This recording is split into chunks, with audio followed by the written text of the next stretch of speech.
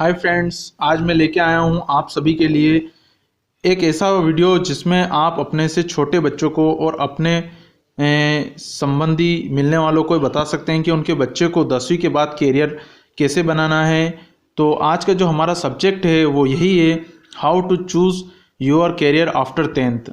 तो जैसा कि मैंने आपको बताया, ये मैंने बनाया है Ashish Nalwaya, made by me and Target Competition academy.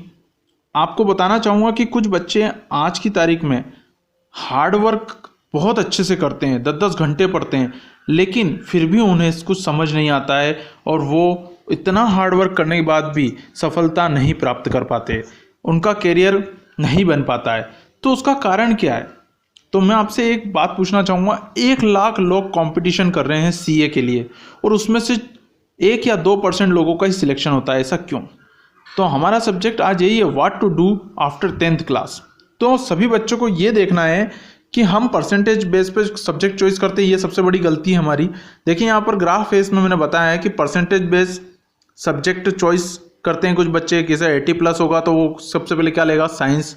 कोई बच्चा अगर 60+ है तो वो कॉमर्स ले लेगा, जो 60 से अंदर है वो आर्ट्स ले लेगा। तो ये गलत है, उसको ऐसा नहीं करना चाहिए। जैसा कि मैं आपको बता रहा था कि 1 लाख कंपटीशन होता है सीए के लिए, उसमें से 1 या 2% सिलेक्ट होते हैं। जब हमें ऑलरेडी मालूम है कि वहाँ बहुत कंपटीशन है, इतना कंपटीशन, तगड़ा कंपटीशन है, तो हमें क्या उस कंपटीशन में उतरना चाहिए?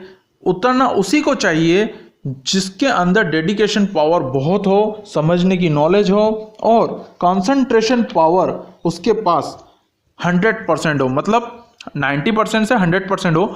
जो व्यक्ति इस चीज को समझेगा वही उस रेस को क्लियर करेगा, उस रेस को जीतेगा। तो यहां पर मैं फिर से बताना चाहूंगा, परसेंटेज बेस्ड सब्जेक्ट चॉइस करते हैं, कुछ रिजल्ट के बिफोर पहले ही सब्जेक्ट को चूज कर लेते हैं। तो कैसे कर लेते हैं? वो लोग पहले सोच लेते हैं मुझे कॉमर्स लेना है, कुछ बच्चे सोच लेते हैं, कुछ लोग सोचते हैं मेरा बिजनेस है मैं तो कॉमर्स ले लेता हूँ।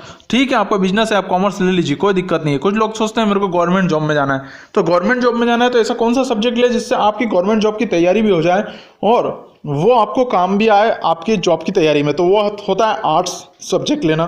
कुछ बच्चे ऐसे होते हैं जो क्रिएटिविटी करना चाहते हैं, जैसे फिल्म इंडस्ट्री में जाना चाहते हैं, जर्नलिज्म करना चाहते हैं, या फिर क्रिकेटर बनना चाहते हैं, क्रिकेट खेलना चाहते हैं। तो उन बच्चों के लिए सबसे बेटर रहता है कोई सा भी सब्जेक्ट ले सकते हैं, कॉमर्स भी ले सकते हैं, साइंस भी ले सकते हैं और आर्ट्स भी ले सकते हैं। साइंस बच्चे वो बच्चे लें जिनको कुछ आविष्कार करना हो, टेक्नोलॉजी में जाना है या कंप्यूटर साइंस की इन्वेंशन करना है, कोई एप्लीकेशन बनाना है। या आर्ट्स उनको लेना चाहिए जो कुछ व्यक्ति जर्नलिज्म में जाना चाहते हैं। तो इन सारे सब्जेक्ट को लेकर मैं आगे आपकी डाउट्स क्लियर करूँगा। चलिए चलते हैं नेक्स्ट। बात आती है कि आफ्टर 10th के बाद हमें सही रास्ता कौन सा चुनना चाहिए, हमारा सही रास्ता कौन सा होगा और कहीं हम गलत रास्ते पे ना चले जाएं। तो उसके लिए मैंने आपको, जैसा कि अभी थोड़ी देर पहले ही बताया था, कि हमें क्या करना चाहिए। हमारी कंसंट्रेशन पावर इतनी होनी चाहिए कि हम उसको समझ सकें और हम ये भी देख लें कि कंपटीशन कितना है, किस चीज़ में कितना कंपटीशन है।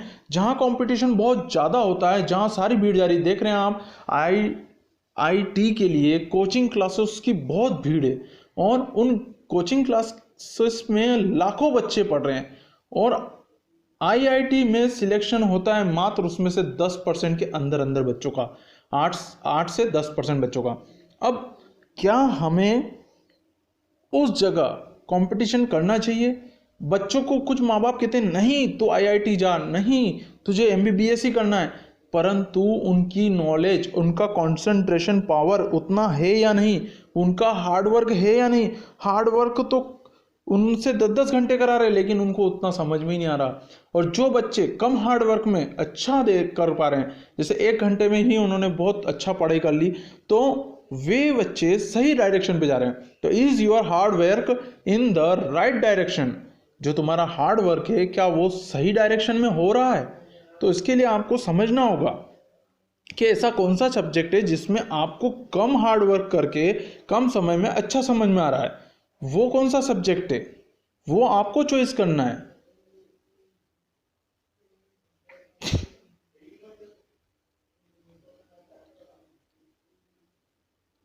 अब बात आती है यहाँ पर हार्ड वर्क की। जो हार्ड वर्क आप कर रहे हो वो 10 घंटे करके आपको कोई रिजल्ट मिल रहा है, कोई व्यक्ति 5 घंटे करके उसको रिजल्ट मिल रहा है, किसी को 1 घंटे में रिजल्ट मिल रहा है, तो डिपेंड करता है आपके हार्ड वर्क पे, और उस हार्ड वर्क से ही आपका रास्ता खुलेगा। तो आप अपने प्रति कितना कंसंट्रेशन पावर को यूज़ कर रहे हो, कंपटीशन कितना है और आपका हार्ड वर्क कितना है, इसको जानकारी रखते हुए ही आप अपने आप को उस सब्जेक्ट के लिए तैयार करें। अब बात करते हैं कि 10वीं के बाद होता क्या है। देखिए, आफ्टर 10th के बाद दो चीज़ होती है। एक तो डिप्लोमा कोर्सेस होते हैं, जो डिप्लोमा डिग्री लेके कॉलेजेस में जा सकते हैं, डिप्लोमा कॉलेजेस होते हैं, और एक होता है 12th, वही स्कूल में आपको उसी स्कूल में आगे सीनियर हो जाते हैं, आप हाई सेकेंडरी में जाते हैं, वहाँ आपको सब्जेक्ट लेना पड़ता है साइंस, कॉमर्स या आर्ट्स, 3 सब्जेक्ट हैं। जबकि डिप्लोमा में 2 तरह की चीज़ होती है, टेक्निकल डिप्लोमा और नॉन टेक्निकल डिप्लोमा। अब टेक्निकल डिप्लोमा क्या होता है कि वहाँ पर ITI या पॉलिटेक्निक होगा। ITI में कई रास्ते होंगे, fitter, wireman, computer, plumbing, carpentering, turner, tool and die maker, तो ये सारे ब्रांचेस के नाम हैं।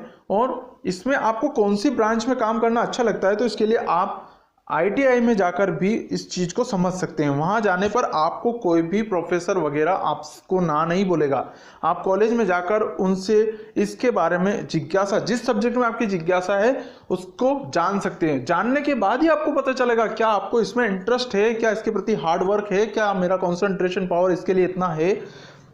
फिर दूसरी बात आती है पॉलिटेक्निक। इसमें सिविल ब्रांच होती है, जिसमें नक्शे वगैरह बनाने का काम होता है, मकानों से संबंधित बड़े बड़े ब्रिज, पुलिया, तो अगर आपका इंटरेस्टेड उसमें है तो आप उसको भी कर सकते हैं।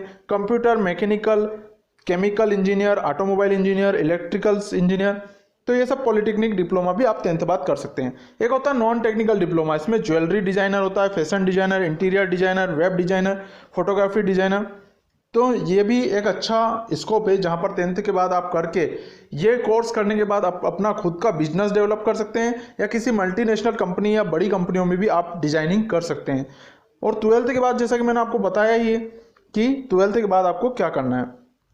अगर आप 12th लेते हैं और उसमें साइंस सब्जेक्ट लेते हैं तो आपको पूरा 12th तो साइंस से करना ही होगा। उसके बाद 12th करने के बाद आफ्टर 12th साइंस में और क्या क्या बेस हैं। अगर आपने बायोलॉजी लिया है तो आफ्टर 12th के बाद आप एग्रीकल्चर कोर्स कर सकते हैं, जिसमें BSc एग्रीकल्चर होता है 4 साल के लिए, डिप्लोमा इन एग्रीकल्चर होता है 2 साल के लिए, certification course in food production ये होता है 1 साल के लिए, और बीटेक होता है हॉर्टिकल्चर होता है 4 इयर्स के लिए। तो आपको देखना है कि 12th में आपने अगर साइंस लिया है तो आप इस फील्ड में भी जा सकते हैं। आगे चलते हैं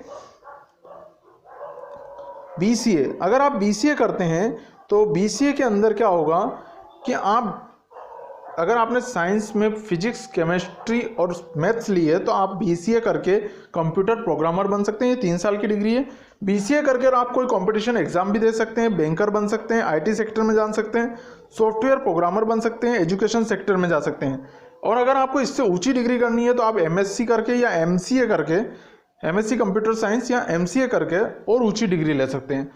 इसके बाद आप MTech भी कर सकते हैं।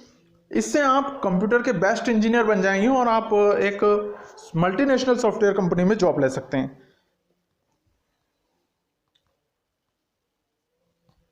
इसके बाद आती है अगली फील्ड है हमारी 12th के बाद अगर आप PCM यानी फिजिक्स, केमिस्ट्री, मैथ्स लेते हैं तो आप 12th के पास आउट होने के बाद आप इंजीनियरिंग फील्ड में जा सकते हैं। IIT जैसे कि मैंने आपको बताया, BTech कर सकते हैं, पॉलिटेक्निक कॉलेज में भी जा सकते हैं। उसके बाद भी 10th के बाद तो जा ही सकते हैं।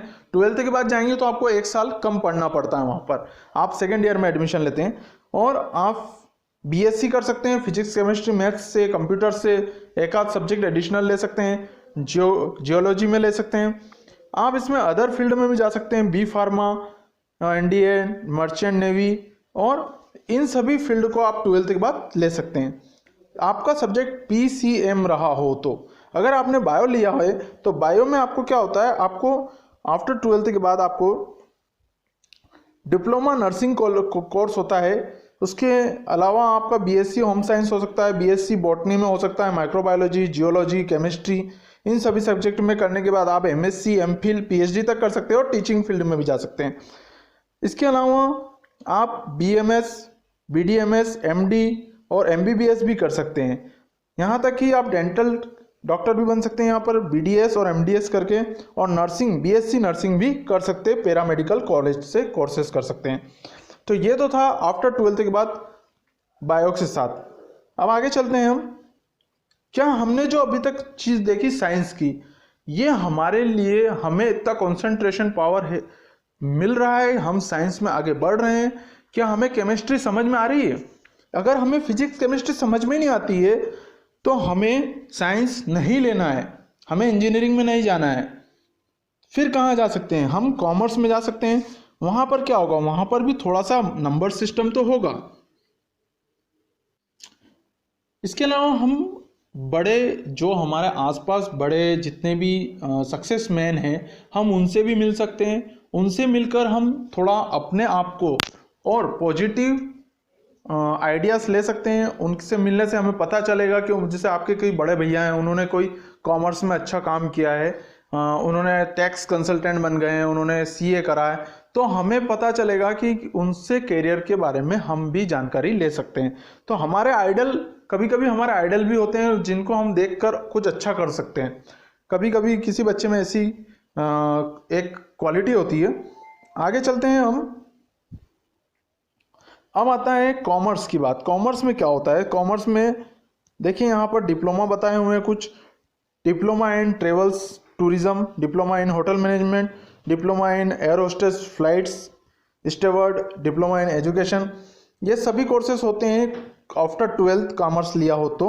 अगर आपको डिग्री कोर्सेज में जाना है तो BCom है, BBA है, BCA है, BCom कंप्यूटर्स है, BCom ऑनर्स है। BCom के साथ साथ आप LLB भी कर सकते हैं, BBA LLB, BA LLB, तो वो आगे बताऊँगा। आगे चलते हैं, हम CA भी कर सकते हैं। अगर हमारा कंसंट्रेशन पावर अच्छा है, हम पढ़ रहे हैं और जो हमें जल्दी से समझ में आ रहा है। आपने 12th तक अगर कॉमर्स लिया है और कॉमर्स पढ़ने में आपको इंटरेस्ट आ रहा था, आप आंकड़ों को समझ रहे थे, आप अपनी टीम वर्क कर रहे थे, मैनेजमेंट को संभाल सकते हैं, और आप में कंसंट्रेशन पावर है, हार्ड वर्क है, आपका इंटरेस्ट नहीं है फिजिक्स केमिस्ट्री में, और आपका गुड कम्युनिकेशन है, तो आप इन सब क्वालिटी को मद्देनज़र रखते हुए आप CA में जा सकते हैं और CS प्रोग्राम को चूज़ कर सकते हैं। बट शर्त यही है कि थोड़ा सा 5 साल का ड्यूरेशन रहता है। इसमें पूरा टोटल प्रोसेसिंग होती है जिसमें आपको सब कुछ काम करना पड़ता है। 5 साल लग जाते हैं। तो आप इसको थोड़ा सा, जो लोग CA बने हैं उनसे भी आप मिल सकते हैं, तो वो भी आपको अच्छे से गाइड कर सकते हैं। इस फील्ड के साथ हम फाइनेंशियल सर्विसेज इंडस्ट्री में जा सकते हैं। हम यहाँ पर बैंकिंग सेक्टर भी चूज कर सकते हैं। कुछ लोग प्राइवेट बैंकिंग में भी जॉब कर सकते हैं। उसमें कई प्रकार की जॉब्स होती है, जैसे अकाउंट्स ओपनिंग करना है, सेविंग से, HR मैनेजमेंट से, तो टीम वर्क है। ये बैंकिंग सेक्टर में कई चीज़ें हैं। इसके अलावा इंश्योरेंस फील्ड में भी जा सकते हैं, लाइफ इंश्योरेंस वगैरह इंश्योरेंस फील्ड में जा सकते हैं। और उसके बाद सिक्योरिटीज़ में जा सकते हैं, अदर्स फील्ड है यहाँ पर जैसा कि आप देख रहे हैं। इसके बाद बात करते हैं हमारे BCom करने के बाद कौन कौन सी लाइन खुल सकती है। तो देखिए यहाँ पर कई लाइनें मैंने बताई है। सबसे मेन होता है BCom वाले बिजनेस भी कर सकते हैं खुद का, और टीचिंग फील्ड में जा सकते हैं, MCom कर दे, UGC नेट कर सकते हैं, B.Ed करके भी पढ़ा सकते हैं, लेक्चरर बन सकते हैं। आफ्टर BCom के बाद वो स्टैटिस्टिक्स MCom में ले सकते हैं, अदर सब्जेक्ट ले सकते हैं, और अकाउंटिंग भी कर सकते हैं। किसी CA के अंडर में रहकर खुद का अकाउंट मैनेजमेंट कोर्स कर सकते हैं, टेली वैली सीख सकते हैं साथ में, तो खुद अकाउंटिंग या अकाउंटेंट बन जाए। बड़ी बड़ी कंपनियों में अकाउंटेंट्स की ज़रूरत पड़ती है, या फिर गवर्नमेंट सेक्टर में भी अकाउंटेंट की जॉब है। गवर्नमेंट फील्ड में भी जा सकते हैं। इसके अलावा मैनेजमेंट में जा सकते हैं, MBA कर सकते हैं। MBA HR में होता है, MBA यहाँ पर आपका होता है मार्केटिंग में होता है, MBA फाइनेंस में होता है, MA इकोनॉमिक में भी कर सकते हैं। कुछ लोग BCom के बाद डायरेक्ट MA भी ले सकते हैं, इकोनॉमिक्स में ले सकते हैं। गवर्नमेंट फील्ड है यहाँ पर SSC और UPSC। चूँकि आपको मैं बताना चाहूँगा कि UPSC और MPPSC या स्टेट पब्लिक सर्विस कमीशन, इसको करने के लिए आप BCom के साथ अपने साथ साथ आफ्टर 12th के बाद तैयारी शुरू कर सकते हैं। चूँकि ग्रेजुएशन के बाद ही आप ये एग्ज़ाम दे सकते हैं, तो आपके पास टोटल 3 साल रहते हैं, और 3 साल में अगर आपने रोज़ 1 घंटा या 2 घंटे भी दिए पढ़ाई में, तो आप अपनी स्टडीज़ को अच्छा करके इम्प्रूवमेंट करके आप गवर्नमेंट फील्ड में एक बड़े अफसर बन सकते हैं। चलिए आगे चलते हैं। आफ्टर 12th बाद आर्ट्स लेते हैं तो क्या क्या कर सकते हैं? इवेंट मैनेजमेंट का कोर्स कर सकते हैं, बीए कर सकते हैं, मास कम्युनिकेशन कर सकते हैं, बीबीए कर सकते हैं। अगर आपने 12th में क्या ले रखा है? Arts. Hospital management, BMS, fashion designing technology में जा सकते हैं, एनिमेशन टेक्नोलॉजी, मल्टीमीडिया में जा सकते हैं, होटल मैनेजमेंट का कोर्स भी कर सकते हैं। इसके अलावा आर्ट्स के साथ आप BA with lecturer, BA with economics, BA with psychology, BA with sociology, BA with journalism, BA with LLB और बीए विथ ज्योग्राफी और आर्कियोलॉजी भी कर सकते हैं। तो आपको अपने करियर की प्लानिंग करनी है। हमारे पास ढेर सारे कोर्सेस हैं आपके सामने, लेकिन आपको किस फील्ड में जाना है, आपको कौन सी फील्ड अच्छी लग रही है, किसके लिए आपका डेडिकेशन है, आपकी कंसंट्रेशन पावर किसके लिए है, आपके अंदर कौन कौन सी क्वालिटी है, वो आपको परखना पड़ेगी। तभी आप एक अच्छे करियर की प्लानिंग कर सकते हैं। तो आपको इसके लिए देखना होगा अपने अंदर कितना डेडिकेशन है। धन्यवाद, आपने हमारा वीडियो देखा, thank you. Target Competition academy ने आपके लिए आज ये वीडियो बनाया था और हमारा चैनल ज़रूर सब्सक्राइब करें टारगेट कंपटीशन एकेडमी, और दूसरों से शेयर करें अगर हमारा वीडियो अच्छा लगा हो। हमारा एक और चैनल है चंचल स्टडी जोन, जिसपे हम बनाते हैं कैलीग्राफी आर्ट और क्रिएटिविटी आर्ट्स के वीडियो। Thank you.